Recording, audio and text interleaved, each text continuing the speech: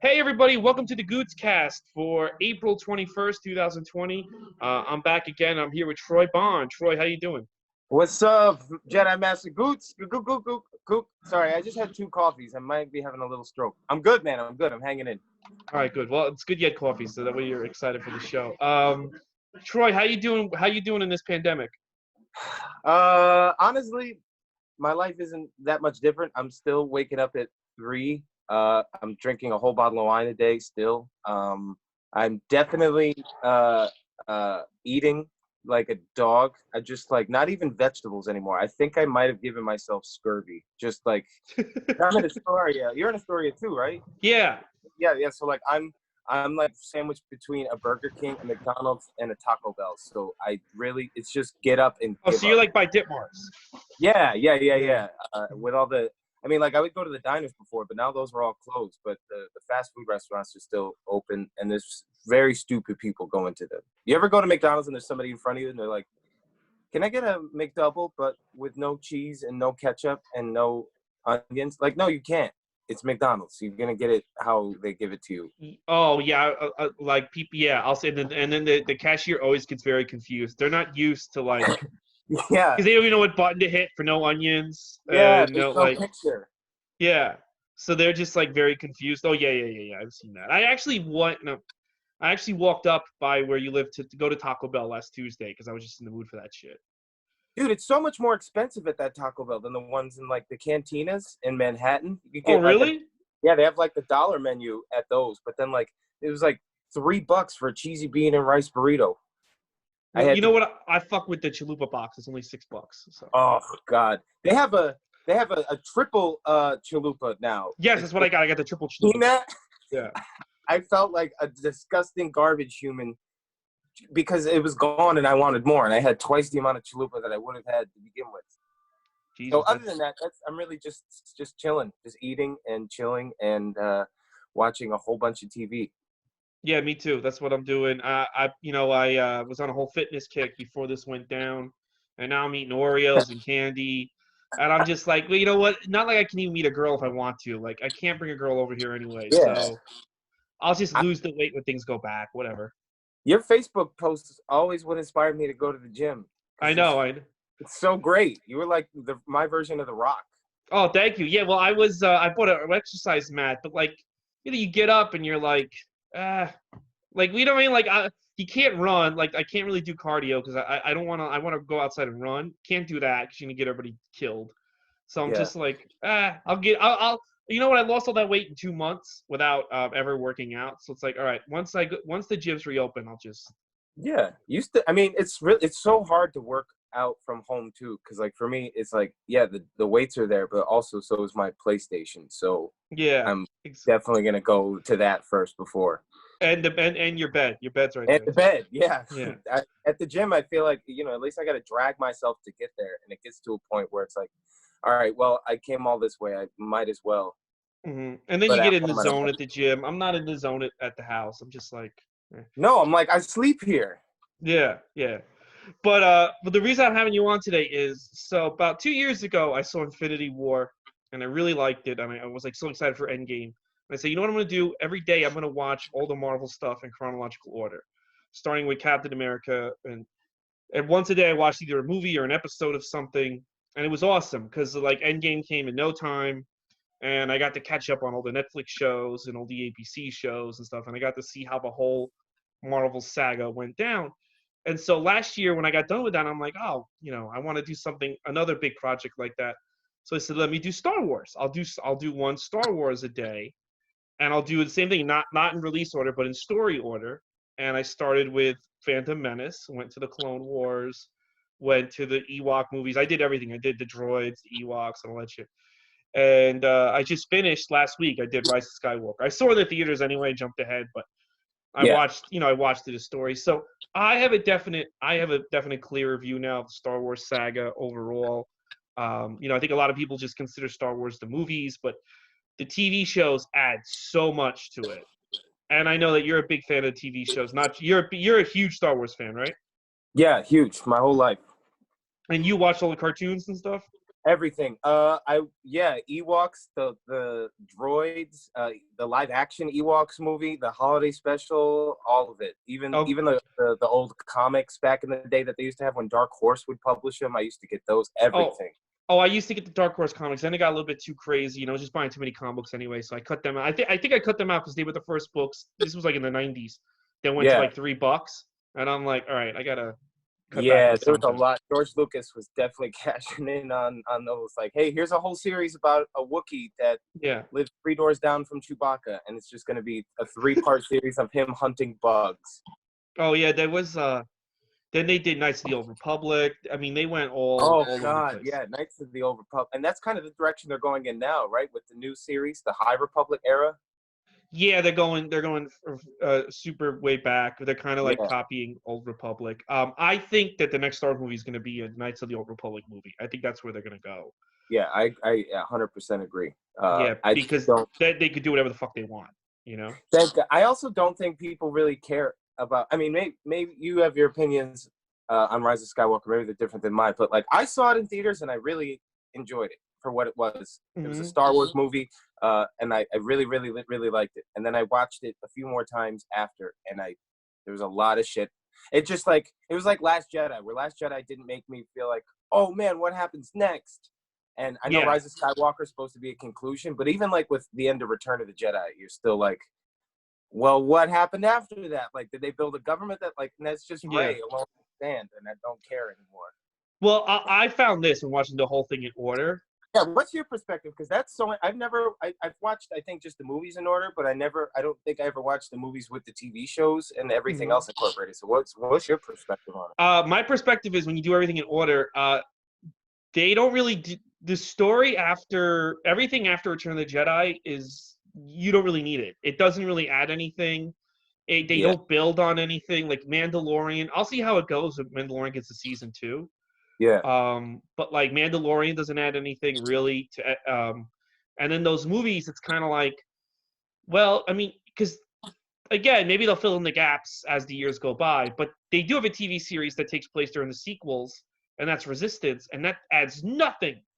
nothing at That all. that actually takes away from the movies. That makes the Yeah, movies worse when you watch it with the movies. That doesn't explain anything. That doesn't add anything. yeah. And so when you get to Rise of Skywalker, you're like, just really, you didn't really need to keep this going because you didn't really do anything with the characters. Yeah, right. Yeah, You know? even like those Lego movies that they did added more than anything the sequels did. Oh yeah, those I didn't watch because those are not part of the No, continuity. But I they're should go very back. bullshit. But They're very there's bullshit. I have when I'm cleaning. But yeah, I agree with you. I mean, Force Awakens comes out, and I loved it. I remember thinking like, yeah, okay, yeah, it was a New Hope 2.0, but I can see the world building that they're gonna do. And I was watching Force Awakens with my brother a couple of months ago, and I got really bummed out because I was just like, man, they tiered up so much and so much potential, and then just nothing. They just didn't. It's like they just kept doing nothing and a lot of it. Yeah, they start out with a lot of things unexplained, and you're definitely intrigued. How did Kylo turn evil? Where was Luke? Yeah, Who is this girl? They left a lot of. Here's the thing with J.J. Abrams. He's really good at starting a story, but anybody can do that. I can have somebody go up to Batman and be like, "Your parents are alive." Wow. Okay, but how are they alive? I don't know. They're alive. I don't That's know. all. I don't know. Because I'm he not gonna buried do them. it. Yeah. Anyone can do like start the story off in a crazy direction like that. Right. It's what you do after, and I don't think he knows how to do that. No, I mean Lost. Just look at Lost. Yeah. And what that became. So it's like it's like Force Awakens. It's great. You don't see Luke till the end, and then he's like on Yeah. a mountain. That's And even cool. then, that's so great. That's one of the best parts of the movie. If you just see him for 30 seconds. But I kept going to see Force Awakens in theaters just to see that end scene because it was so great and so It was so powerful. great. Yeah. But anyone can. I think that was Lucas's idea years ago. That was how he was going to end Episode 9, where the hero of the second trilogy finds Luke on a mountain, and Luke hands him his lightsaber. So everyone can come up with that, but it's like what happens next. So if you're starting off the first chapter with they find Luke on a mountain, what happens next? And they really didn't do anything with it. They just were like, he just stayed on the mountain and died because he got tired. That's it. Yeah. That's all you You're do. just tired of the bullshit.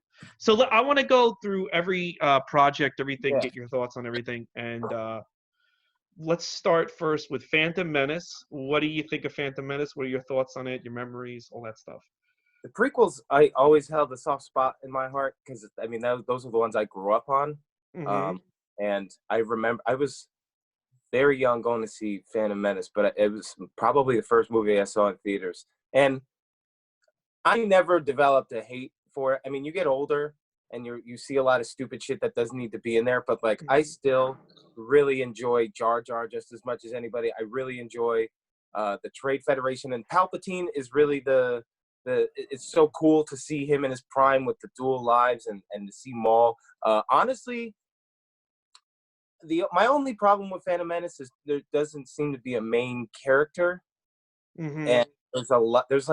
There's so much going on at once, but you can still kind of follow it if your heart's in it. I guess I mean Qui-Gon is probably the closest you can get to with having a main character Yeah, in you that don't really movie. learn much about him ever. No, and I think the best thing Phantom Menace did was show what a Jedi is supposed to be, and it was Qui-Gon, and there was so much in there, but it's also there's I love the subtle racism of George Lucas in that movie with Watto Oh yeah, and yeah. Trade Federation and Jar Jar. It's so great, but also it's crazy. I don't know what his thing was with like needing to have extremely young children be at the helm in Hero. Like Leia was supposed to be way younger than she was, and then he eventually got his wish with Padme. Like she's 13 in that movie. It's just crazy to me. Oh, Leah was supposed to be 13 originally. Yeah, she wanted her to be way younger, and then they just kind of buff. I mean, all of his ideas for the what was it, the adventures of Luke Starkiller, what he Mm-hmm. eventually came up with, and there was just all this craziness that he had, but he had enough people around him to pull the balloon back down, and he didn't really have that in Phantom Menace because everyone was just so happy that they were making another movie that they just kind of kept giving him money. And Yeah, there's a video on YouTube of them watching the screening for the first time at the end. I had. Yeah, that's on the first DVD. Yeah, I've seen that. Yeah, and they're all just like, and then he's like, "Yeah, I man, way too much in there," but they couldn't take it out. And I mean, I feel like that's what could have happened with the originals if he didn't have people around him. And in the prequels, they just kind of let him run wild. But still, like, I would watch Phantom Menace 5 times before I'd watch Force Awakens once. Yeah, me too. When I saw Phantom Menace came out when I was a senior in high school, and I actually went by myself to see it because I just missed it. Both all my friends went some weekend and I missed it, and I loved it at first. I loved it, and you know the great thing about the Lucas Star Wars films is each movie has an action piece that has never really been seen before in film, or it just like kind of like is the epitome of why we go to the movies. And in this movie, I thought the pod race was that scene. Yes. Yeah, the pod race is an amazing action sequence. Yeah, that's a one of a kind. Greg Proops in there too. Oh yeah, Greg Proops is the announcer. Yeah. There's so many cool games for Pod Race. I still have Racer Revenge downloaded on my PS4. That's such a great one. Pod racing was akin to the trench run. I mean, you've never seen anything like that before. And seeing the Tusken Raiders, so cool. Seeing everybody. What I learned about pod racing is apparently everybody is really bad at it because nobody does good in it. And they just die. Sucks. Everybody fucked up except Sebulba, who just got out cheated by Anakin. But nobody's good at it. How did they make any money gambling on it? It seems really, really inconsistent. Yeah, and also, why would anyone want to do that? Like, isn't it like you crash and you die? Like, I remember that, like, right? A lot of them died. That's it. Yeah. So fucking, they're having Anakin. So the whole Qui-Gon's whole plan to get off this planet is to have a 7-year-old basically participate in a death race. Yeah, because if this death race is gonna determine the fate of the rest of the galaxy. But we're like, hey, we need to gamble this slave child and leave his mom behind. Yeah, and then when they bring this poor fucking slave child, they don't want to train him to be a Jedi. It's like, hey, well, but I was cool enough to drive the death race for everybody. But now I can't learn how to use a lightsaber. I think that was the last time the Jedi were right in Yeah. the prequels. I mean, they downright were just right. I mean, Palpatine would have still had his plan, and who knows what would have happened with or without Anakin. The But one they were, thing, the one thing the one through line throughout all these movies, they don't really, and the TV shows, that they don't really ever pay off, and they could have paid it off in the new trilogy, is that the Jedi's were kind of, they were very arrogant. yeah, They were very arrogant, and they weren't really looking at the whole picture, right. which is why Palpatine kind of were able to hoodwink them, because they were so arrogant. They just would never think that this politician was playing them. Yeah, right. And they kind of did need to have an overhaul. They did need to have an overhaul. Their ideas needed to have an overhaul. And we'll talk about that when we get to the Clone Wars. And they never really addressed that in the. I think it would have been great in the new ones if Kylo and Ren were like, listen, you can feel hate and not just completely become an asshole, and you can like actually love somebody and not give in to. You can be a regular person and still be a good Jedi. And they never really addressed that. They're still in the. No, they went out of their way in Episode 8 to be like, which I kind of liked that theme in Last Jedi, which was Luke just sort of being like, hey, the Jedi fucked up, and they would cause Palpatine to rise, and that's why it really doesn't make any sense for me to come back, because if I come back, then the dark is just going to rise. And I thought that was really cool, and it was an interesting theme to explore. And then 9 just was like, nope, never mind. Hate, love, that's it. Yeah. Those are the only two things you could feel. Yeah, they don't really address that, but we'll get there. Yeah, we'll get to that. Yeah. Phantom Menace, I like. This is my thing with the Phantom Menace, and this you get a lot more out of it. You have to watch the movie as Palpatine being the lead. No one else is the lead but Palpatine. If you watch it as Palpatine's movie and how he gets what he wants, and you watch it as a movie where a bad guy wins at the end, it's a far better movie, because that's basically what's happening. Palpatine, this is a family movie where the bad guy is constantly ahead of everybody, outsmarts everyone, saves the day, and somehow it's still an upbeat family film. And I think people didn't really pick up on that. Yeah, I mean, he is the Phantom Menace. Yeah, he's the title. Yeah, it's all about him. And I think a lot of people were too focused on Qui-Gon or Anakin. And if you watch the movie with him as the main character, it's a lot better. Having said that, though, I just feel like they need to. Every time I want to like really get lost in this movie and just love it, they cut to Jar Jar and get taken right the fuck out. I'm like, yeah, it's I could be doing something better on my day. Yeah, the prequels have the opposite problem that the sequels did, where the sequels, all their scenes were so quick and short. They were like TikToks, and the prequels are really, those scenes are real. Like Attack of the Clones. I love Attack of the Clones. More than Revenge. It's up there. Let's talk about the no. Let's move on to Attack of the Clones. Yeah, okay. I think Attack of the Clones does a great job. Anakin's the main character. Boom, done, great. They do a great job at that. It's so, I remember being a kid and I didn't understand a goddamn thing about what was going on in that movie. I saw a funny YouTube video that was it broke down the assassination plot against Padme, which was Palpatine wants Padme dead, so he hires a guy who hires a guy who hires a different guy who then kills the guy that he hires, and then hires a different guy to kill her, and then bring her into an arena to kill her, and they just don't get it done. If it just started at the top, if Palpatine just like reached out and just choked her or something in her sleep, boom. But like that a whole bunch of failed assassination attempts against Padme. But like it's visually a beautiful, beautiful movie. Oh, when the clones actually do attack in the last 25 minutes of the movie, that's like perfect Star Wars with all the Jedi just rushing against the droids. Like I still get chills just thinking of it. And Mace Windu, baddest motherfucker ever. Best entrance, I think, of the prequels, where he's that was a great entrance. Yeah. Oh god, and he just has the lightsaber out. I also noticed watching it the other day, if you pause it after he cuts Jango Fett's head off, you could see the head has a shadow and the helmet has a shadow. So it's because I always, like, as a kid, like wondered, like when Boba picked up the helmet, why didn't his dad's head just fall off the helmet? They did that. Do you ever see the Robot Chicken sketch where they do that? No, There's they a did. Robot Chicken sketch where he picks up the helmet and the head just falls off, and you see like the big. God, I loved it. I mean, Attack of the Clones is great. It's just Jar Jar single-handedly fucked everything up for the That's what I whole rest love. of I the love series. that. Yeah, that they manipulated him. Can I Yeah, tell you?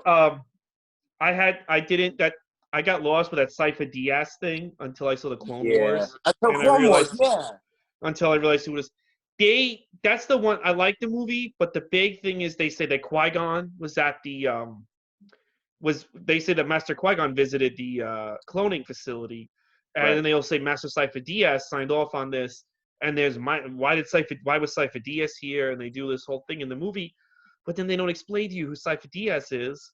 They don't explain to you what you think, like, oh, was Qui-Gon working with Palpatine? You know, like, Right. why was Qui-Gon here? And they don't go there. They don't go. They build a mystery that they just kind of ignore, and they don't go Yeah. anywhere with. And you're like, well, who's Cypher Diaz? Is that Palpatine's other name? Like, why they brought up a bunch of names and they don't do anything with it, which I think to me is the flaw of the movie. Because once Django shows up, they kind of just abandon this like mystery that Obi-Wan's on. But Yeah. other than that, I like it. How old were you when that movie came out? That was 2002, so I was 7. Okay. I don't know if you remember, but I remember on the internet, everybody loved Attack of the Clones, just like they loved Last Jedi. Yeah. People loved it. People were talking about how Star Wars is back. I get chills when I watch this movie, da da da. And now it's got this reputation of being this big piece of shit. Like all of a sudden now nobody likes it, which Yeah. to me is funny because everybody loved it when it came out. But I still like it. I'll tell you, as we get like this, the sequels have made it better. I used to think if it was just 6, this was the worst one. I don't think that at all anymore. So Yeah. yeah, I'm with you on that. I used to think that too. I mean, just some of the best Darth Vader scenes in that movie, or the path to him, like losing his mom and yeah, killing some people, I think that's like one of the best scenes ever. I wish they do such a good job in those movies of teasing it. Like him with the Tuskens, you only see him kill it a little bit, but then he slaughters it. And also, I think that scene where he's telling Padme what he did is proof that Hayden Christensen is a good actor and just had some very wooden direction. And with a role like that, you really can't. You really got to be specific in your choices because you're playing. I get George Lucas wanted to show Darth Vader, the scariest villain of all time, is just a wimpy little brat, but there needed to be some more, like how he was in Clone Wars. His Clone Wars arc was perfect. It was perfect for that because then you see him kind of have a downfall over a few years and not just over the course of 2 days. Yeah. Okay, let's move on to that. Next up is Clone Wars. Give me your thoughts on that show. Didn't watch it at all when it was out. And then I'm the same way. Yeah, didn't watch it at all. It just I saw the movie when it came out in theaters. I saw it in Wildwood, New Jersey, that movie. Oh wow. But I didn't watch it all, and then they had it all on Netflix. And 5 years ago, I binged it, and I was just like, "This is the most incredible Star Wars I've ever seen ever." I watched the 2003 Clone Wars that was out back in the day. That took place. They had the 2.5 minute long. Yeah, videos. that I still haven't seen yet because it wasn't in continuity. But how was that? It's incredible. It's just as good, but there's a line in Siege of Mandalore, the last Clone Wars episode that just came out, where they're going to Coruscant, and he's like, "Yeah, General Grievous is going after Palpatine. We can't find Shaak Ti." And in that cartoon from 2003, 2004, it came out the same year Revenge of the Sith, because they did one volume of it and then they did it again when Revenge of the Sith was coming out. In that cartoon, the last scene of that cartoon was Shaak Ti bodyguarding Palpatine, and Grievous comes in and tries to fuck them all up. So I don't know if they're now saying that cartoon from 2005 is canon connected with this, but that's exactly what was going on. I love Clone Wars. So great. It just built. I watch it and I get really sad, especially because they feature the younglings so much, and I'm like, oh man, they all totally die. They're all gonna die. Let me tell you something. I kind of had an appreciation for the prequels, but every now and then they'd be like, I don't think they're that great. But this show if you hate the prequels, you got to watch this show because this show redeems every single problem everybody had with the first two films. Even the third film, this show fixes. And 100. I didn't watch this because my friends all did a midnight screening of the movie when it came out. They're like, it sucks. Star Wars is over. So I was like, fuck the cartoons. It's probably gonna be some kiddie bullshit. And I watched it this summer, and it was just an incredible journey. Some of the episodes were just as good, if not better, than most of the movies. Yeah, like the Mortis arc.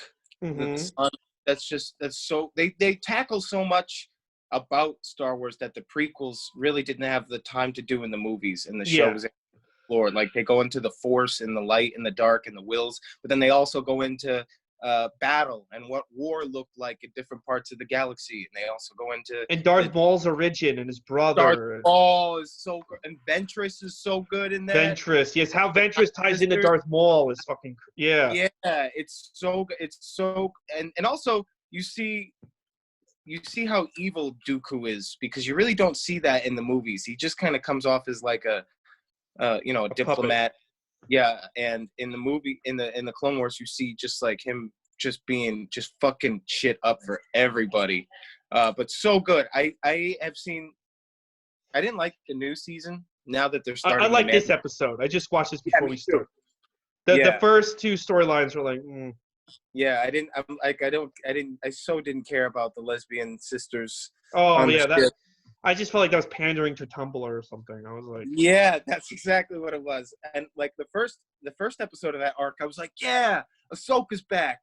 Word, she's on a bike. She's got to go adjust to a life as not being a Jedi. And all these years, I thought she was like gritty and in the underground at 1313, but nope, she was a drug dealer.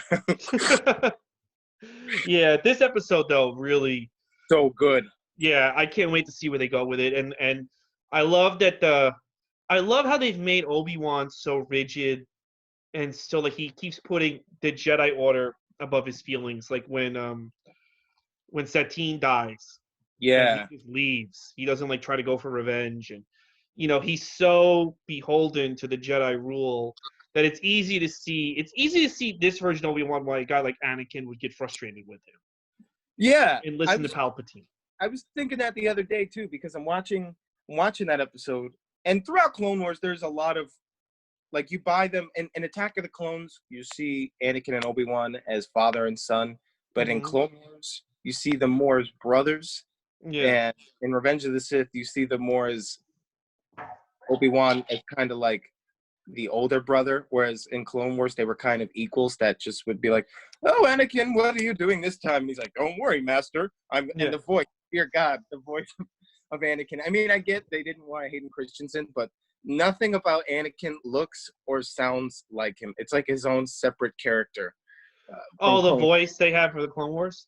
Yeah, Matt Lanter. Yeah. Okay. I mean, he's good. He's good. Yeah, I like the voice. I really like Anakin on this show. Everything, they've really redeemed that character.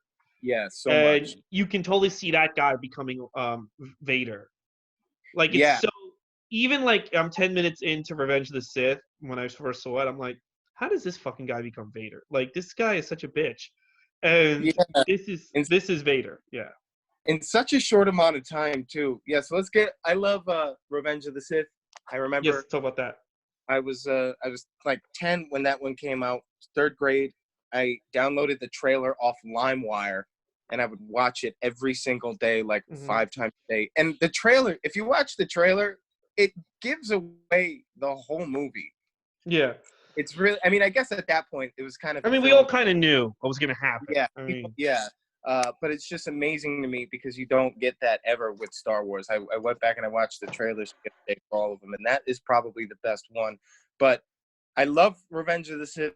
I think it packs probably the biggest emotional punch of the series. I think it's the most dramatic one all around. Having said that, it kind of feels like it got to the point where they were writing the final draft for the movie, and George Lucas was like, all right, now I have to sandwich everything from 4 into the last 30 minutes.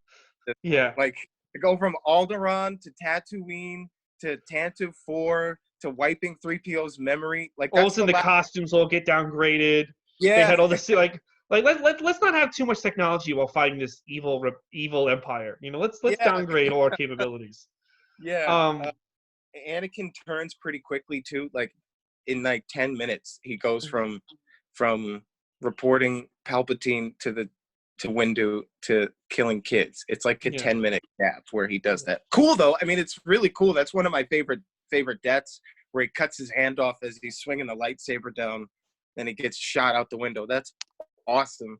The Battle of Coruscant, that opening in 3 is probably top 3 openings. That's another incredible action sequence. Just the way it's shot. It's just, you know, the thing about it is, and this is what's missing from the new movies. Every time a Star Wars movie came out, you saw something that you really never seen before. Yeah. Like, you really saw like a realization. And I think Lucas really put, you know, you could say what you want about the prequels, but Lucas always wanted to show us something completely different every movie. He really wanted to like take us to new worlds, and I don't get that from these new ones. But yeah, that opening shot is just incredible. Still to this day. So great. Holds up real well. What did you think of Grievous when you first saw Grievous? I thought he was really cool looking. Again, that's another character. You know, you can't. He has a habit of doing this, but I kind of feel like character that cool. I mean, if you just see that movie, if you just watch the movies, that character comes out of nowhere. Yeah. And it's like, where was this guy the whole time? You know? Yeah. Why would you not have this guy immediately attack the Jedis when they're on Tatooine in the first movie? Yeah, but I loved him. I thought he was cool. But again, that's something so big. It needs more. I need to know more, which the Clone Wars gives you, but there was no Clone Wars back then. So he also wanted Grievous to be a 10-year-old child in a floating hover chair. Oh, that would have been great. Yeah, just goes like I love the fact that he has people around him that are just like, oh, it's like that Family Guy cutscene where Ringo writes a song and they're like, we'll put it on the fridge. Yeah, like that's what it was like. I feel with a lot of his ideas in the prequels after Phantom Menace, there was just a lot of people being like, okay, we can do that. Save it for the show that you want to do. But and he's like, no, just put him in this movie. No explanation needed. Yeah, fuck it. Let's just have Padme beat. She really got a raw deal in that movie too. She was such a cool badass in the first 2 and was like blowing up ships and fighting. I mean, I guess also she's pregnant, so she can't really be doing a lot of that now. But that Revenge of the Sith is great, but so much of Revenge of the Sith is fan service. It's just them being like, hey, look, she's got 2 buns. Who else has 2 buns? Her kid. Look, they're wiping 3PO's memory, but not R2's. Did he know everything that happened the whole time? Yeah. Meanwhile, R2's pretty much an asshole for not saying, "Hey, that's your dad." Fuck this. Yeah, he's not. He's like, "Hey, I was next to your mom, and I watched her die after you were born." Here's the thing. I think Revenge is my favorite movie of the prequels. I think it's a generally great film. I can watch that film on its own. Yeah. This is the thing. This is the best scene in the movie. I think one of the best scenes in Star Wars history is the opera where Palpatine explains to him about what was it, Darth Plagueis the Wise. And I really thought that they were going to use that scene to bring back Palpatine. That Palpatine was Plagueis.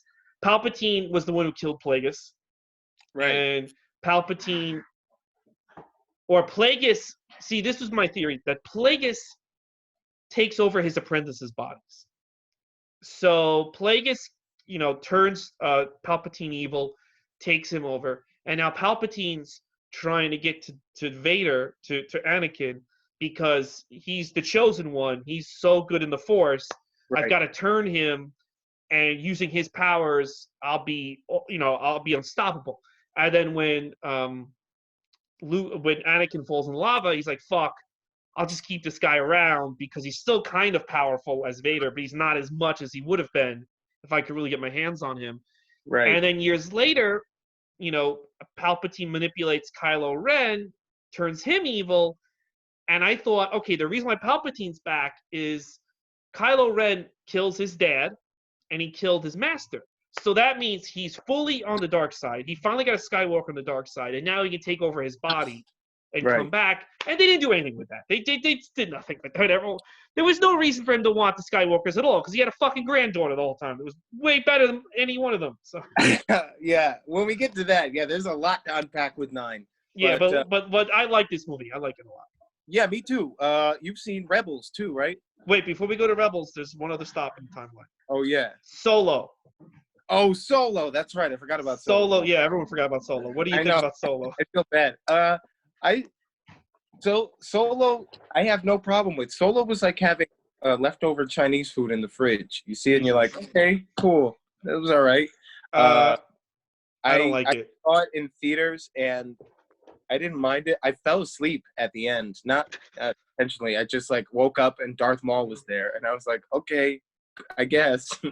But I didn't. It just, to me, Harrison Ford is Han Solo, and nobody else is. But the kid did a good job, and I really couldn't stand. I thought he did a better job than Donald Glover because I really he was couldn't horrible in that movie. I couldn't stand him at all. He was like fucking robots, and he was that was such a bizarre way to do Lando Calrissian, yeah. And to me, I was like, I thought it was more racist to cast Donald Glover because it's like he looks, sounds, and does nothing like Billy D. Williams. Billy D. Williams is so cool. This guy's a fucking nerd.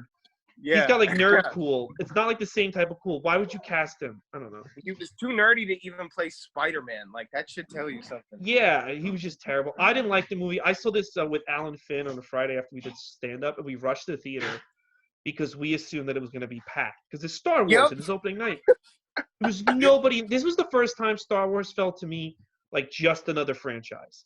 Like, to me, Star Wars has always been above Marvel or the horror franchises or Star Trek. Like, everything that Star Wars does, is a fucking event.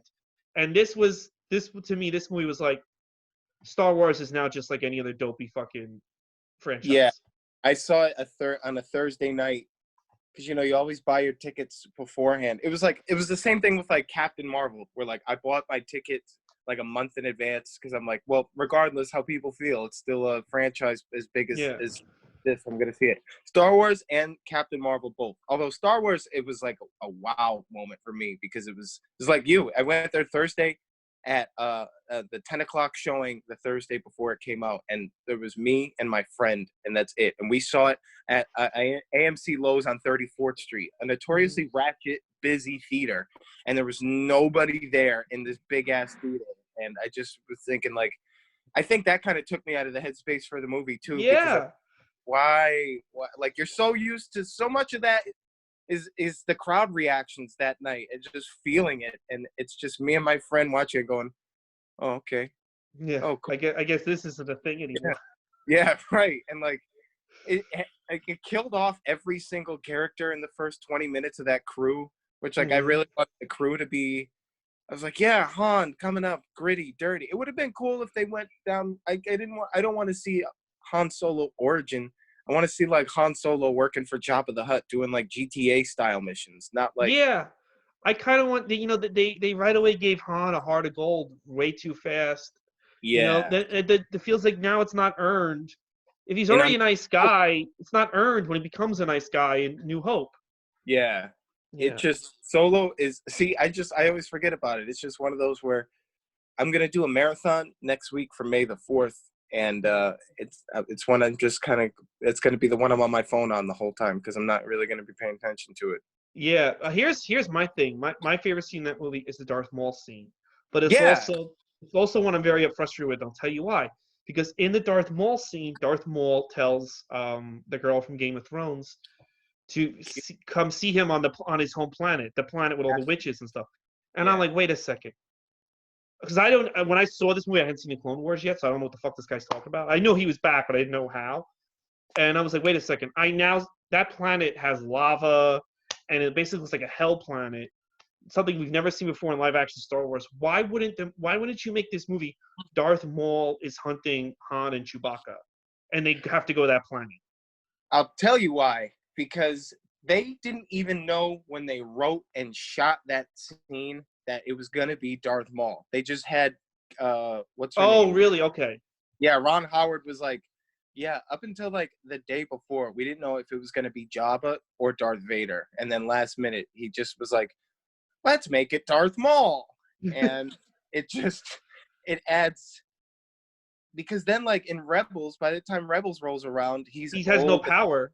Yeah, he has nothing. So like what happened?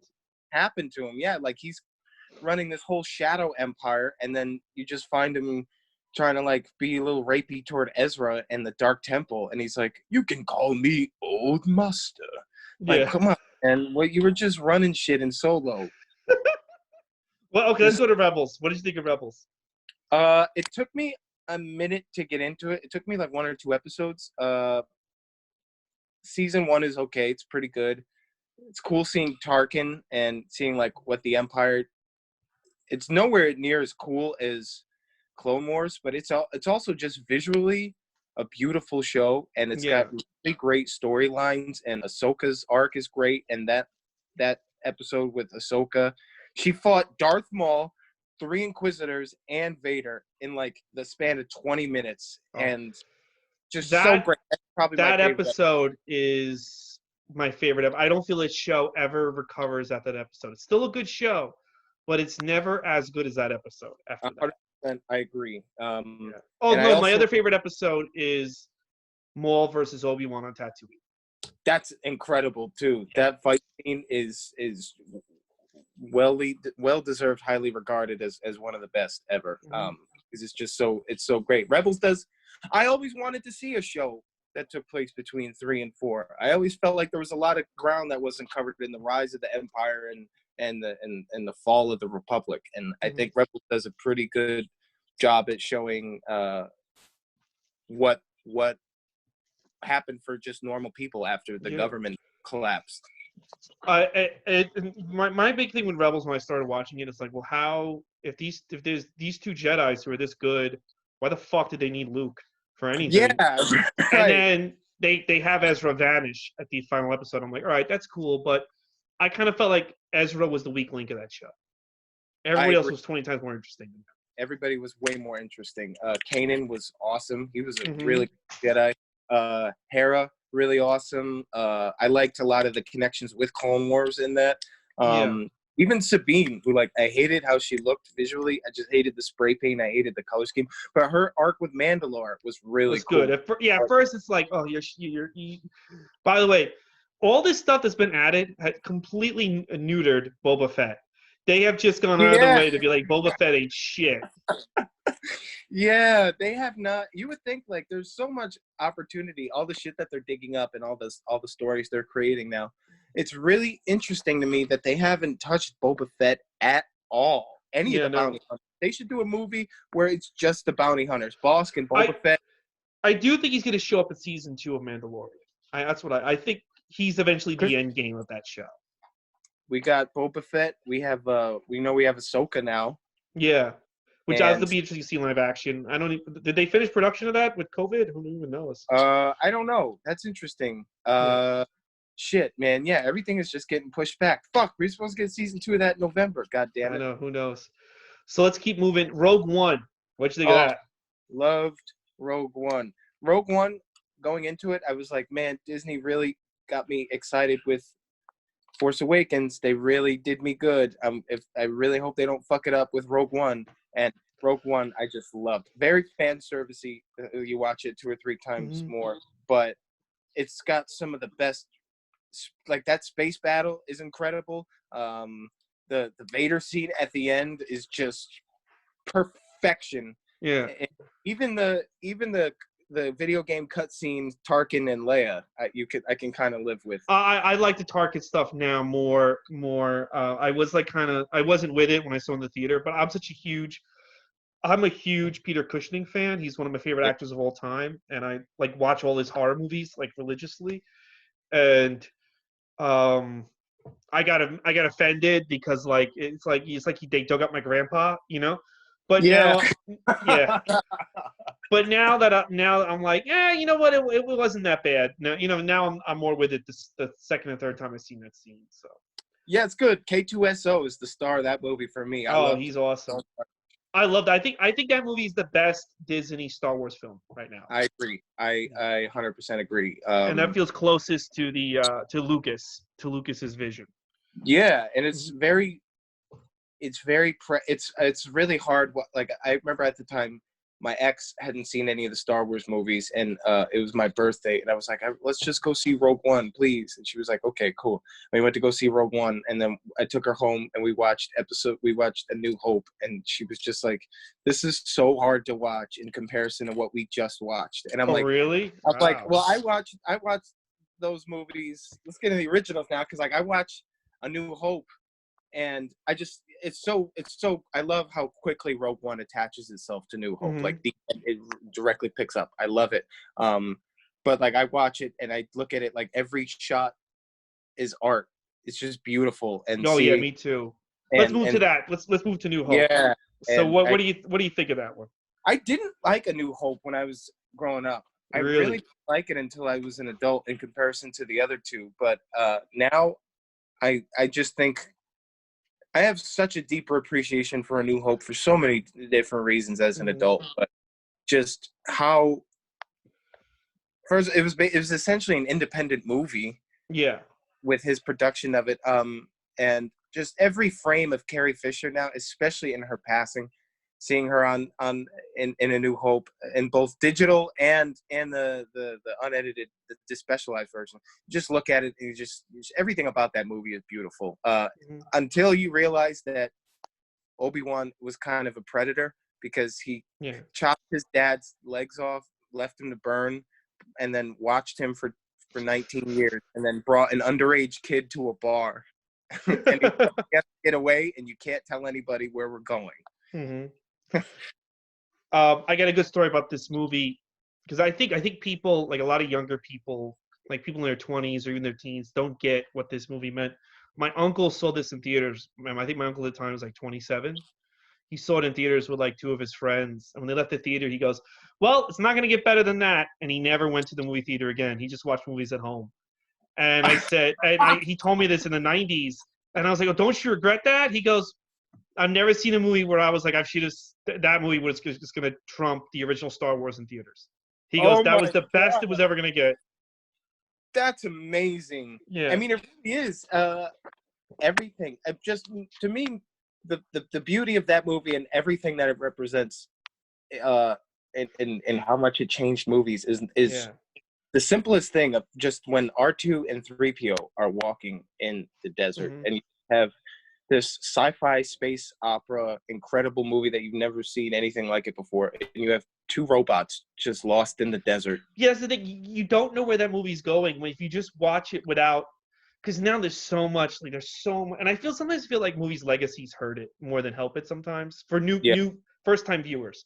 But when you just watch the movie the first time, it's like it's just these two robots, and they're in the desert, and you don't know where they're going, you don't know where this movie's going, and the movie just keeps getting bigger and bigger and bigger and bigger and bigger. Yeah. And every time you think like, oh, it can't top itself, it does. And you really have to like. I would tell people, go back and watch the sci-fi movies of the 60s and even like the early 70s. There's nothing that even comes close to this in sci-fi. Nothing. And it's just, to me, it's just such an achievement. And it changed movies forever. It just like, there's no like summer blockbuster season. There's no like Marvel movies. There's no really anything. There's no even toys. They changed toys. Yes. Changed the list of things, like childhood changed. People's childhoods were completely different in the 80s than they were in the 60s and 70s because of this movie. Talking about toys, I collect them all just like you. I got this at a toy fair a couple of months ago. It's Luke Skywalker in the back. Wow. This is the most pointless Star Wars toy ever. Nothing you can do with it. He's in a bacta tank. No, you can. You fill it with water, and then there's a straw at the top, and you blow in the straw, and it makes bubbles. That's amazing. So also A New Hope. I cry at seeing, like I tear up. Oh yeah. Like when I don't think I tear up more in Star Wars than I do when Han comes back. Oh, that's an amazing moment. Yeah. It's just so, I get goosebumps just thinking about it. It's just so, everybody has a hero's journey in that movie. And it's just, it goes, I think you're right. It goes really underappreciated in terms of what it set up. And also there's no there hasn't been another Star Wars since Star Wars in terms of something No. that changed the game like that. And I No. think that spoils us a lot too when we look at that movie. Yeah, I think people, and that's what when people go, I don't like Star Wars, I don't watch Star Wars. I'm like, look, I'm not saying to you, you should like watch 90 episodes of the Clone Wars, but what you don't understand, I think people don't understand this anymore, is that, and the reason why Star Wars is held as good, is that that movie is one of the most important movies ever made. It changed the world in such a dramatic way. Your life is completely different because the movie was made. So you don't have to like watch the new ones. You don't have to like fucking buy the toys. But if you can't appreciate that original movie for what it did, that you don't have any sense of history or any sense of the world that you're in. You know? Yeah. Sit down, woman. Yeah. Oh, he's one of your girlfriend. Yeah. No, that's what yeah. I showed my ex the original 3, and she just. Is that when you broke up with her? But she was like, I don't really like these. Like, get out. No, I broke up with her when she said she loved Last Jedi. Oh, okay, that was good. Empire Strikes Back. I think oh wait, before Empire Strikes Back, there's another stop. The holiday special. Yeah. Yeah, man. I could watch the holiday special.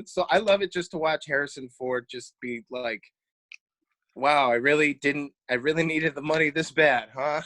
Can I tell you something? Now that I've watched everything, it's really not the worst thing they put out. If they can put out Resistance on DVD and Last Jedi with a smile on their face, they can put this out. They should give this a special edition. It would sell like crazy. Yeah, I agree. The story's honestly not that bad either. Life Day, and you have with Chewbacca's son, Crunchy, or whatever the hell his name was. Baby, I've been watching a lot of 70s TV lately, and that's what 70s TV was. Like, I don't know what did you expect? Like, they did change. I think because they changed the movies so hard, but like, network TV wasn't changing in the 70s. Like, it was what it was. You're getting Jefferson Airplane doing a song, all right? That's what's gonna happen. Yeah, you're gonna get B. Arthur singing in the cantina, which I think is the best fucking scene. I think that character should be canon. Yeah, it should be. Yeah. There's so many great characters in that. Also, I don't know I think that was right after Mark Hamill's car accident, because him in that movie, he's wearing a wig, right? Yeah, he's so caked up with makeup. Yeah, it's and like Princess Leia's drunk. Yeah. Oh, so bad. The funny thing about that is I read I love Carrie Fisher's books, and she wrote in her last one that she would play the song she sang at the end of that movie, the Life Day song. She would play that at parties when she'd want people to leave her house after. I love that so much. See, but that's why, like now that she's dead, and I'm gonna get more into this. Like, why you should celebrate? Like, don't ignore this stuff. Celebrate it. Like, that would have been a great. She would have been great to interview her for a documentary on this, and you put that on the DVD and stuff. Like, people will buy it. Like, this is like, people want it. I guarantee you, when the world reopens, if Disney put out a special edition of this on DVD, although I feel like they're kind of moving away from physical media, there'd be lines at Best Buy to buy it. They really would be. Yeah, I mean, there's still going to be people that are going to buy Resistance, and like a lot of them, because there's it's just, if it has Star Wars on it. I collect everything on physical media for Star Wars. Yeah. Yeah. So. Right. Oh, so you're part of the problem for Resistance. God damn it! Let it die. How did that? No. It wasn't good, right? I watched a few episodes. I couldn't get into it. Of what? Resistance. Oh wait! Before we get to Resistance, we completely skipped over something. And then we'll move to Empire, but we skipped over something. Droids. Your thoughts on droids? Oh man, I love droids. I watched all of Droids as a kid repeatedly. Also, there's a character in Droids. I'm surprised nobody's ever picked up on this, but there's a character in Droids named Kybo Ren. Yes, I remember when I watched it this September, seeing that. Yeah. Yeah, it's really interesting that nobody ever. I mean, obviously, JJ just knew about that in the vault. Just took the name. I mean, cool. It's really cool. I loved that episode arc where they find like a prince and they have to touch him up as a droid so he won't be sold he won't be killed or something. I also love that C-3PO's eyes move in Droids. Like, they're very animated, and he's but it's great. I have a Droids t-shirt. I will watch Droids any day of the week. It's good. And if you again, that's another show, if you put in the context of its time, they're doing like these overarching stories back when nobody did that. Saturday morning cartoons were done in one. Yeah, it You was know. great. It was great, and the Ewok show that they did. Well, I guess Well, that came after. we'll get to that, but I want to jump right. I want to jump now to Empire Strikes Back. Right. Best Star Wars movie, and honestly, just one of the best movies of all time. That was the movie that launched it for me.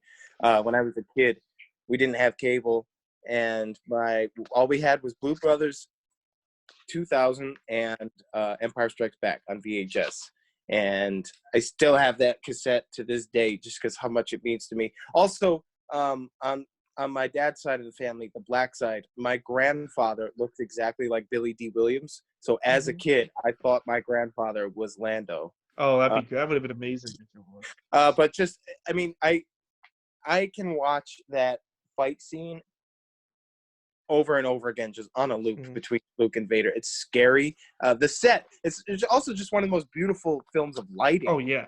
Lighting alone in that movie makes so much of it. I watched it the week before Rise came out, and I've seen the movie like a dozen times. I've read the novelization. I know the movie by heart. Every time I watch it, I'm always amazed at how good it is, because I'm like, oh, this is one of the best movies ever made. And then when I watch it, I'm like, wait, this is better than one of the best movies that ever made. It's such a good, it's such a well-paced movie. It is like, again, another movie people should watch to learn about storytelling and filmmaking and stuff. Just a tremendous film. Yeah, it's beautiful. I can never say enough things about it, and I also can never see it enough times. Like I just think even there's so, I think the beauty of Empire Strikes Back and why I think it's so appreciated is because that movie could have fucked everything up. Yeah, it could have. Just like people say, well, why didn't the holiday special fuck things up? Because of what you just said. That's what TV was in those days. They didn't care. People didn't take it seriously, but they were still taking the movies seriously, and it tiered everything up. And I love the fact that George Lucas had just fucked himself so badly in the Directors Guild from the first one, and just screwed over 20th Century Fox, and they were like, "You're not directing this shit." And he was like, "Okay, I'm writing it, and I'm gonna have my teacher from film school direct it. Take that." And one of my favorite stories from that is Mark Hamill years later was in an interview, and he was like, "Yeah, I was starting to go crazy when we were shooting all the Dagobah scenes, because I don't know if you guys know what it's like to spend 8 months with Yoda." But he's like, I'd be ordering my lunch with the crew, and we'd all be speaking in a Yoda voice, and we all just kind of had a breakdown toward the end. So it's a lot of work, but also just incredible. I love Chewbacca choking the hell out of. There's just so many little things in the movie you don't even think about because of how great it is as a whole. Yeah, it creates such a world. It's such a, like, you just feel like you're in that world in this movie. Yeah, and it doesn't wrap anything up in a bow. I mean, you feel at the end of it, you feel kind of sad because Han's gone, Luke's lost his hand. His dad may or may not be his arch nemesis, and there's just a lot of uncertainty, and you feel. That's a really good thing that Attack of the Clones did in parallel to Empire Strikes Back, where by the end of it, Anakin lost his arm. There's a war that just got started. He's lying to the Jedi Order, and you're not really sure what's going to happen to everybody in the next one. That's a really good parallel between 2 and 5 that 8 tried and just didn't have. Yeah. So before we get to Return of the Jedi, there are 3 stops along the way. Yeah. This stuff takes place between Empire and Return. The 2 Ewok movies and the Ewok cartoon. So let's start with the cartoon. You were going to say some stuff about that earlier. The cartoon, I feel like, just as good as Droids, although I favor Droids a little bit more. I never really hated the Ewoks. I didn't care about them enough. I like the Ewoks. Yeah, they were always kind of there for me. I thought they were pretty cool. And the movies, are kind of ridiculous, but also good. Yeah, the second. Have you seen that second one lately? Not for a while. Probably it's been like 3 or 4 years. Dude, it's dark as fuck. They murder the whole family from the first film. Yeah, I remember something like that. Yeah, and like it's like an evil witch, wizard. But it's really I like both Ewok movies for different reasons. I think they're good. Yeah, I mean, 80s movies, man. Like in comparison to what these things are for their time, they hold up. They're pretty good. People are like, oh, it's not continuity because you can see like I think you can see an armadillo in one scene and like sheep in another. And I'm like, all right, you're willing to accept that humans exist but not sheep? Like, oh, there's no way a sheep could exist on the moon of Endor. First of all, these planets are so big, and they treat them like they're the size of Astoria in these movies. Like Yeah, Tatooine, yeah, like does Tatooine have anything but Mos Eisley? Like it's a fucking planet. It would be like yeah. if every movie about Earth took place, in like Manhattan. Climate, yeah. Yeah, It, there's like yeah. other cities anyway. But yeah, I really enjoyed it. Okay, now let's go to Return of the Jedi. The fucked up thing about the Ewoks in that movie versus now the Return of the Jedi that's out on Blu-ray is when they did the 2011 special edition. Mm-hmm. They went back and they did a lot of they added in the Darth Vader Oh, they with did. Oh, Palpatine in. But also the Ewoks all have eyelids CGI'd in Return of the Jedi in the Blu-ray, and they didn't have eyelids in the Ewok movies or the original Return of the Jedi. So they're all just walking around like crackheads. And that's why they're blinking so much. I like. Why did yeah, he add that? that's why. I just pictured like these midgets having to hit this button every 3 seconds Yeah, no, in they their did. suit to make them blink. You didn't hit the Yeah, button enough. Retake yeah, it. they gave him CGI eyelids, and so I think George was like, "All right, this cost us so much money. We got to make him blink like Silvio Dante in Sopranos every 2 seconds." They just, but yeah, I love Return of the Jedi. The first whole act doesn't really make a whole lot of sense. Like, what was Luke's plan?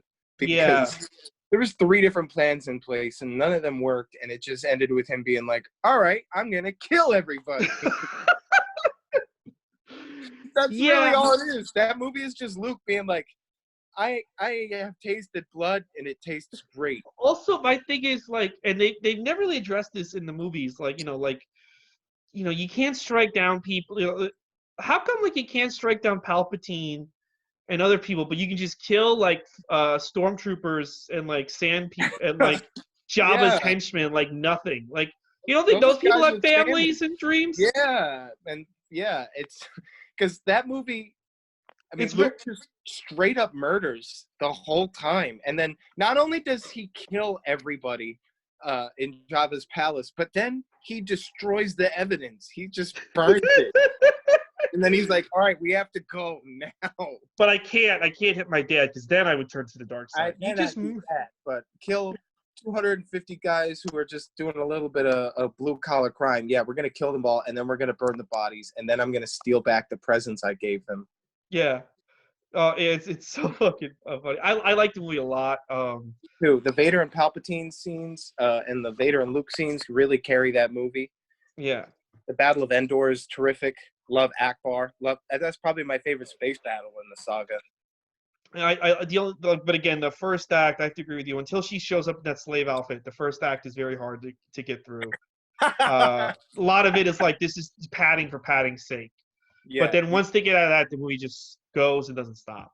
The scene where they're going past the Star Destroyer and the stolen shuttle, Carrie Fisher puts her hand over Harrison Ford's shoulder, and you can see her coke nail and her pinky. Oh, I gotta check that out. Yeah, it's a long white coke nail, and she tried to deny it years later. She was like, "I didn't use a nail. I used a straw, like any self-respecting coke addict." But like, it's totally a coke. And like, she looks like she has been strung out for the last 4 years in that movie. She looks like it's starting to go down from her. Mark Hamill too. Like, at least in Empire Strikes Back, they were able to hide the car accident with makeup and the wampa. Mm-hmm. By the time Return of the Jedi rolls around, it's just like I feel so bad for him because he was such the pretty boy and really like a heartthrob in 4, and then by 6, all the offers he was getting after that were horror movies, and he was like, "All right, I guess I'm gonna have a really good voiceover career now." Yeah, no, him and Leia look like they aged 15 years, and it was that kiss between them, incest that ages you. Yeah, incest ages you. Oh boy. All right, after Return of the Jedi on the timeline, we get to Mandalorian. So what do you think about that? I think Mandalorian is second best. Mandalorian is proof that Disney can do well. I guess so much of it gets blamed on Disney, but it's really Lucasfilm that's making a lot of these bad decisions and Kathleen Yeah. Kennedy. But I think Mando is such a great isolated story that doesn't really have to do with. It's like you said, it really doesn't build on anything. But I do love it just being in its own universe, and I really like that about it, where it's sort of connected. You have the dark saber at the end from Rebels, from which Rebels. I hope they bring in Sabine. Yeah, in the next season. They haven't announced many announcements, but I feel like why is she not around? She should be, right? I mean, also we haven't even seen Mandalore at all yet. Yeah. They're on whatever weird planet they're at. But I mean, every episode of Mandalorian gives me goosebumps. I love it. I think it's really fantastic. And I'm really excited for season 2. And I also love the fact that it was all shot on a digital set. Like none of it was practical. Yeah. Which is really cool to see now in this era. And like something George Lucas got shunned for when he did the prequels. But I guess he had to do it. I mean, Attack of the Clones is such a pioneer for how to shoot movies digitally, and it sets so much else up. Like even like you watch Infinity War, and the Battle of Wakanda is the Battle of Naboo. It's exactly shot Same like that. thing, yeah. Same exact thing. And I think now we're able to reap the benefits, and we just had to suffer through some racial stereotypes to get to it. My only thing with The Mandalorian is a couple of things took me out of it. Number one, I think I would have wanted to see more of the New Republic. I think they still kind of seem very inefficient for the people who are running the galaxy. But maybe that's the point because eventually Snoke just takes everything away. The second thing is Bill Burr took me out of this so hard. Really? I love Bill Burr. He's one of my favorite comedians, and I love him. But if I was directing, I would have been like, can you change your voice just a little bit? Like, you're legit just Bill Burr walking around Star Wars. Hey, yeah. Boston is canon now. Boston he's canon. Is there like a Boston? In fucking... Yeah, it's the other side of Mos Eisley. Yeah. But no, he was good. The character was good, but just the voice is just maybe because I know him. Maybe if you don't know him, it's like that's what it was for me too. Like being such a big fan, it's like you ever see the Richard Pryor show? He did a sketch where he was a bartender in the Mos Eisley Cantina, and that's kind of what it felt like for me. Just like watching, it just kind of felt like. I mean, it was great, and he acted his ass off and did really good. And I couldn't stop laughing when he was like, "Why don't you take your helmet off, huh? What are you, a Gungan under there? You so afraid we are gonna see you?"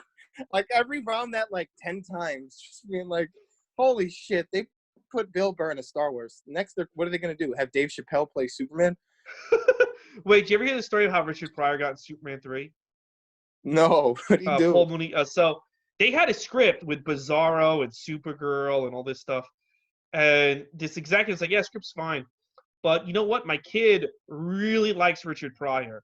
We should try to get him to be in this movie because all the kids like Richard Pryor now. He's really funny."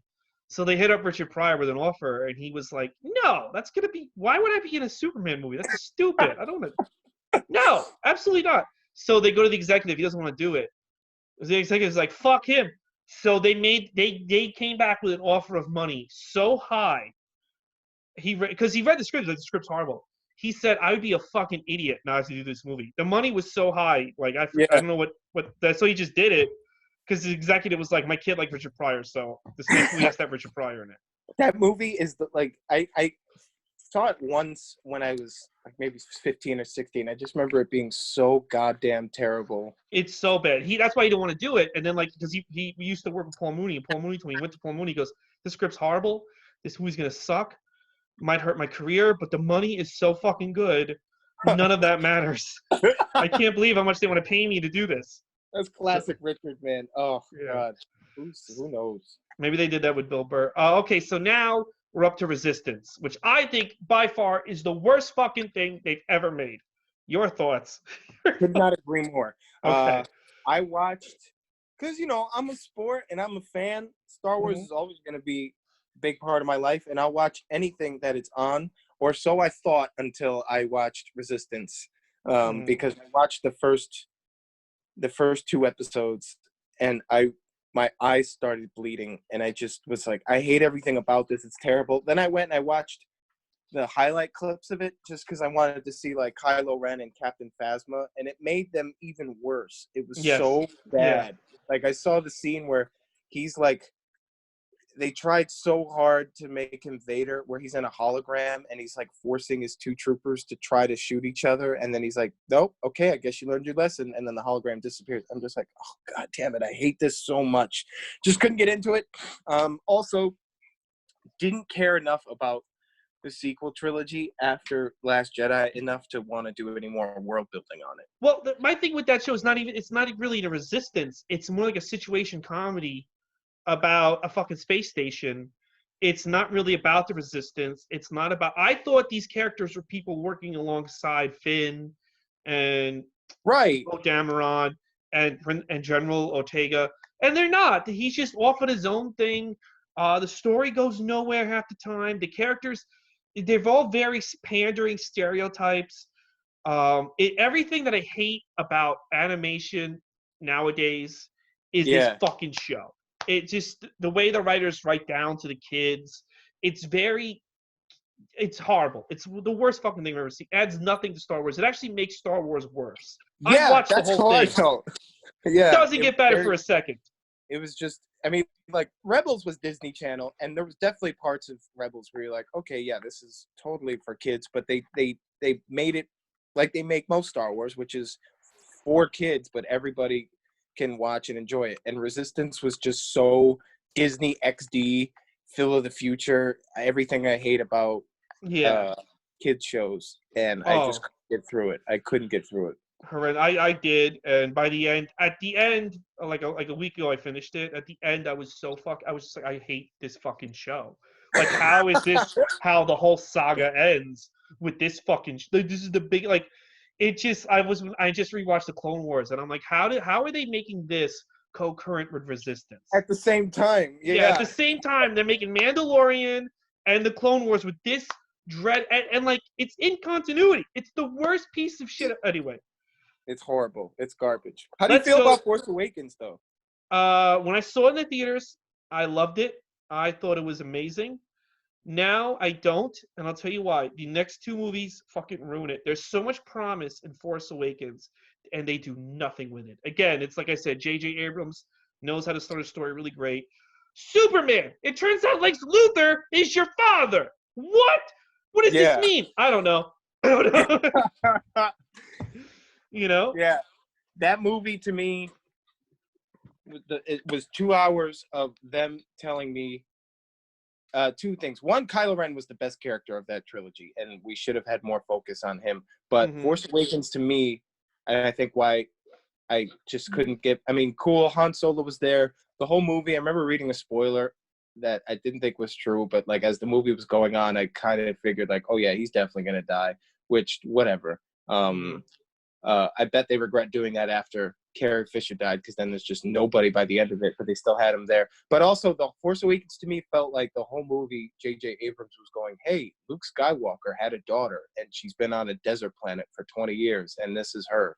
Pay attention. Because everything about it was, like Maz Kanata was like, the lightsaber is calling to you, just like it did to Luke and his father before him. So that means, like, I thought the story was going to be a Mara Jade type thing, where Luke was Rey was Luke's daughter, and Kylo Ren killed everybody in the temple, and Luke sent her away to keep her safe. Or Ben Kenobi's daughter, or Qui-Gon's daughter. It just was like, or maybe like Sabine had a kid and didn't tell him. Yes. There was another theory that Han had an affair with the woman from Solo, and that was her daughter. But then why would she be so powerful in the Force? Han didn't have. Anyway, there's so much, and this is what I think. Like, I think J.J. Abrams is not only overrated, but like I wouldn't hire him for anything. There's so much that they want to build towards, and it's like if you don't have the answers, and why are you building towards something you don't know where it's going to go? Like George Lucas, say what you will about the prequels, he knew where he was going to go. He had all the I's, he dotted the I's, he crossed all the T's. He knew where the fuck he was going. And this isn't like that. This is just like, first of all, you're telling me that after a whole battle, they lost the galaxy again to the Empire. And then you're telling me that Darth Vader and Palpatine couldn't defeat these people, but some guy named Snook did. And not only did Snook defeat them, he chased away Luke. He made Han. He got Han's kid to kill him. And then you tell me in Last Jedi, Snook doesn't matter. And then Mm-hmm. you're telling me that Palpatine had a kid. Palpatine controlled. He fooled every single Jedi in the galaxy. He basically fought a war with himself, but he lost his fucking kid. It just was like, I mean, and then my biggest problem with these movies is that I think people were excited for these new movies because to a lot of people, I think Star Wars was Mark Hamill, Carrie Fisher, Harrison Ford, the droids, Chewbacca, and Billy D. Williams. I think for a Yeah. lot of people, that's Star Wars. And I think people, including me, were excited to see them back together. I think you could have done this story, the passing torch story, but I think if you had a moment where those characters are back in a Millennium Falcon and they're bantering with each other, I think people would have been ballistic. And the fact that you got everyone back and you didn't shoot one fucking scene with all of them, I think it's No. criminal. It's criminal. Yeah. They. I read. I don't even have anything to say about 8 because I just hate it so much. Oh, I hate it. I think 8. I mean, the Canto Bite, and I mean 8 is everything that's bad about the prequels put into one movie that tries to tell you that whole movie the whole time is just talking down to you and telling you how smart you are if you like it and how stupid you are if you hate it. The thing with 8 is the Luke stuff is good. Yeah. Everything else is garbage. When I rewatch, I'm like, this Luke stuff is good. This stuff with Kylo Ren is good. That fucking shit with Finn and that Asian girl. God, You're a racist if you don't love this Asian girl. Yeah, I know. Dear God. I mean, the thing that holds the sequels together is, for me, until the end of Rise of Skywalker, but the Kylo Ren and Rey scenes are the heart of those movies. Like, there's so much to explore there, and I love it. And that's what I really loved about 8. And I really loved his arc because, like, by the end of 8, you're just like, oh, Kylo Ren is evil, and he's evil for the sake of being evil. He's not evil for any other reason other than the fact that he's evil, and he will always be that way. And Rey sort of has to figure that out for herself by the end of the movie. And then 9, he gets an undeserved redemption. It doesn't do anything. It does nothing to get that redemption. Yeah. Nothing. And also, I read the book for 9 because I started to see all these headlines come out about shit that was being about that was filling in the dots. It was sort of like DLC. Top 3 takeaways from the novelization of 9. 1, Palpatine was a clone. Cool. Don't explain it. Just say he was a clone. Whatever. 2, Rey's dad was a failed Palpatine clone. They look nothing like Palpatine, by the way. Exactly. What sense does that make? Rey's dad is a failed Palpatine clone that didn't want to turn dark. So Palpatine was just like, all right, well, I'm going to find you and kill you. 9, I loved it when I saw it in theaters, but there's just so much. It's the ending of it is Endgame. A shittier version of Endgame. Like, on your left is just Lando being like, but there are more of us, Poe. And then her, like, and then an undeserved ending. I think it would have been better if instead of the when they had the horses on the start, if it would have been Ewoks. Yeah. Oh God, the horses again. I hate the horses. Yeah, Why? like you know what? Like that was an Endgame scene, but it was all these characters we've never seen before. What if you had the Mandalorians? Like there's no attention. The Mandalorians flying on the jetpacks. The Ewoks come in. The Wookiees come in. The Jar Jar Binkians. What the fuck they were called? Gungans. The Gungans. Yeah. This. Why not have all the creatures that we followed for 6 movies? That's the other thing too. These movies pretend the prequels never even happened, which is another annoying thing. Like they don't draw anything. Like it's not a saga. These are just 3 extra movies. Yeah, they are 3 extra movies. That's exactly what it is. Also, what the fuck was Palpatine's plan in that movie? At first, he's like, hey, you can have all of this, Kylo Ren. It's all for you. Just kill the girl. Then it's, don't kill the girl. Bring her to me. Then it's, I'm going to let the girl kill me, and I'm going to go inside of her. And then at the end... I'm just going to kill both of you. Yeah, she kills Rey. She kills Palpatine at the end. She does what he wanted to do. So why didn't he just end up going and transferring his essence into her? Because J.J. Abrams. First of all, like I feel bad for whoever did this movie because Last Jedi wrote this story into such a corner. I Yes, was it did. like, literally, like when that movie ended, I'm like, where are they going to go with Part 9? Because I could give two shits about any of this at this point. Right. You literally wrote yourself in a corner where the Resistance is 5 people now. Yeah. They've taken over. Luke is dead. Uh, and at that point, I didn't think they were going to bring Lando because he's like 97 in the real world. Luke is dead. And then the other thing about Last Jedi is,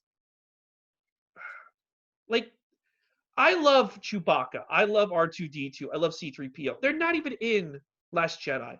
Why is Chewbacca just sitting on the Millennium Falcon ignoring Luke? Why are Luke and Chewbacca not bonding?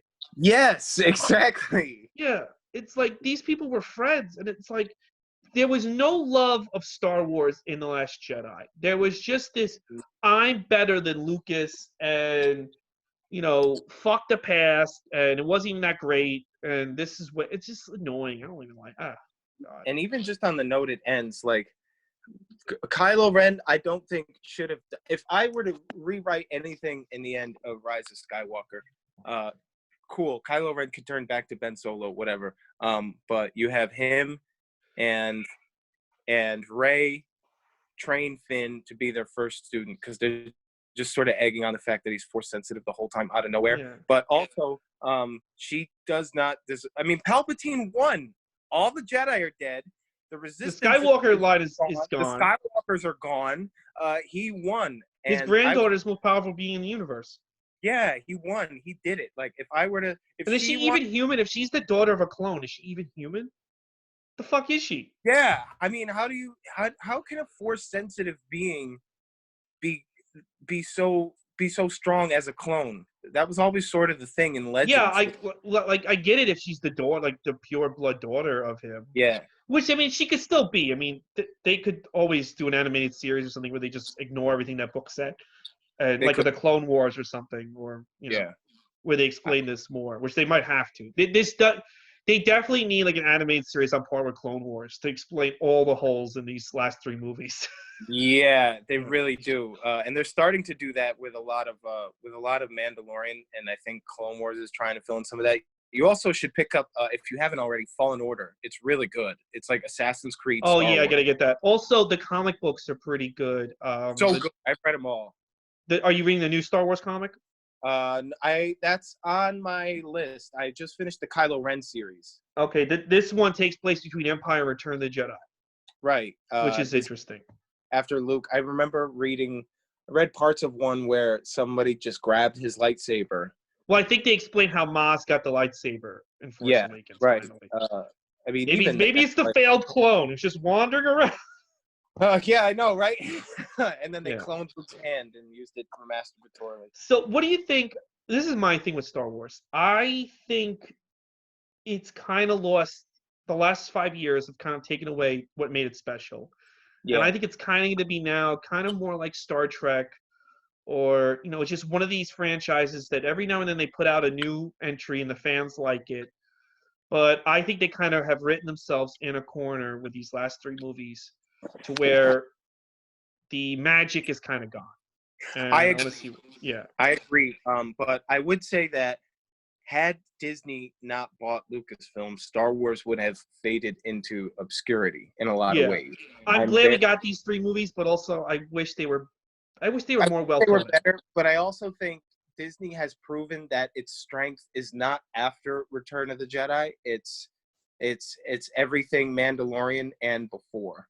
And I think they really, what you said about them having all these huge ideas, or all these, like Lex Luthor, Superman's dad, you know, they didn't drop small little things in Force Awakens. They dropped massive, gigantic plot shits all over the place to keep you interested to want to watch the next 2 that just didn't follow up. And I think Rise of Skywalker is Disney really wanting to get out of the sequel trilogy era and wanting to focus on that High Republic era, which is 200 years before Phantom Menace, and they want to do some more stuff between 3 and 4, and they want to do more stuff that of the Star Wars that existed before they created it. And I think I would pay money for a series. I would pay money for a lot of things, but I would pay money for between 4 and 5 because I think there's 4 so and much 5, you I could would do love between that. 4 and 5. Yeah. Yeah.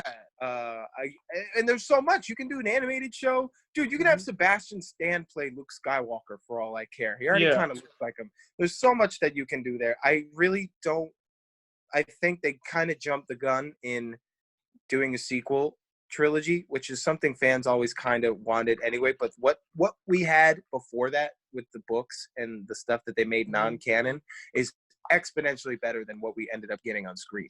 Yeah, and I think the reason why I don't think they plotted out 7 that the future, I think they were gonna. If 8 was received better, I think right now they'd be filming episode 10. I think they wanted to just keep going, like Yeah. never end. And the other thing I heard is when the first meeting they had was, we're gonna do the sequel trilogy. We have to move away from Mark Hamill as the centerpiece of this franchise because he is a failed actor who just does voices. Now, I think he's tremendous, but the studio wanted to get away with the center of the universe being, Mark Hamill. Yeah. And I think that's why they downplayed Luke Skywalker in everything that they've created. Yeah, which I mean, sure, but you are downplaying him in the thing he is most famous and loved for, and I mean, like, I get it. Like, you want to focus on Rey, cool, but Luke should have been way more instrumental in being there with Rey. I mean, by the end, she's like Goku compared to him by the end of Last Jedi. There's no reason she should have been able to beat his ass with a stick the way she did. There's just so much that it really hurt to see Mark Hamill get the shaft for it. But at the same time, it would have been okay if the new characters were given something other than just, oh, Rey's just strong because that's just who she is. And Finn was such a wasted opportunity. A defected stormtrooper turned Jedi. That was they cool. never really talked about that. I really feel like he would have been a better main character than Rey. My favorite Finn quote is Rey. That's all he does. That's all he does. Rey! Rey! That's it. That's all he did, and he was so cool. Just as a concept, and they did absolutely nothing with him. Yeah, when I saw that first thing with the stormtroopers, like, wow, stormtroopers would be one of the main characters, because you always think to yourself, what is this? They did nothing with that idea that he was a stormtrooper. And god damn, it's terrible. They tell you they programmed these dudes.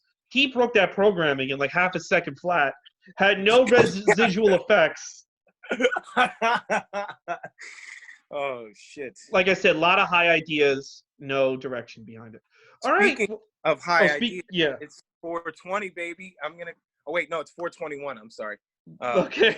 420. Hey, listen, you got to blaze up. It's gonna be 420 though soon on the time. Yeah, I know. Yeah, I'm gonna go get some Taco Bell because now you've put me in the mood for it, and I'm gonna watch Friday. Thank you for having me, man. I never get to talk this deep in Star Wars with people. Thanks. No, I figured this would be a fun topic. Get people stop worrying about the virus, just geek out over Star Wars. Yeah, man, I love it. Thank you so much for having me. No problem. Hey, Troy, before you go, where can people find you on social media if they want to follow you? All across the board at Troy Has Ebola. Instagram, Twitter, Facebook, all of that. Troy Has Ebola. You won't catch anything if you follow me, I promise. There you go. All right, thank you so much for being on the show, Troy. I'll talk to you soon, man. Take care. Take care.